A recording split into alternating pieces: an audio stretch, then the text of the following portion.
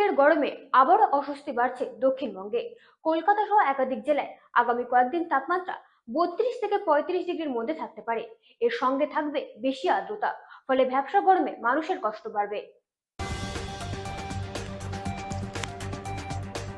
চৈত্রের ভ্যাপসা গরমের মধ্যে ফের বদলাতে শুরু করেছে পশ্চিমবঙ্গের আবহাওয়া।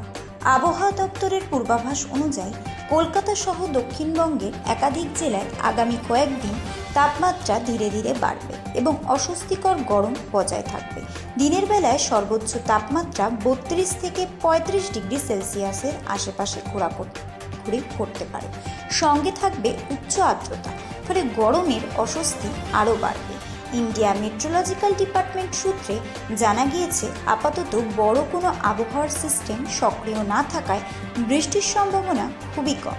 তবে বিচ্ছিন্নভাবে কোথাও কোথাও হালকা বজ্রবিদ্যুৎ সহ বৃষ্টি হতে পারে। একই সঙ্গে সাম্প্রতিক কয়েকদিনের বৃষ্টি ও কালবৈশাখীর প্রভাবে যে সাময়িক স্বস্তি মিলেছিল তা ধীরে ধীরে কাটতে শুরু করেছে এবং ফের গরমের দাপট বাড়বে বলে আশঙ্কা করা হচ্ছে। আবহাওয়াবিদদের মতে আগামী সপ্তাহ জুড়ে মূলত শুষ্ক ও গরম আবহাওয়া বজায় থাকবে, যদিও কিছু এলাকায় স্থায়ীভাবে মেঘ গঠন হয়ে স্বল্প সময়ে ঝড় বৃষ্টি হতে পারে। তবে সামগ্রিকভাবে বৃষ্টির পরিমাণ খুব বেশি হওয়ার সম্ভাবনা নেই।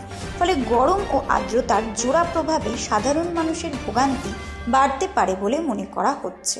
ব্যুরো রিপোর্ট, রাত দিন নিউজ নেটওয়ার্ক।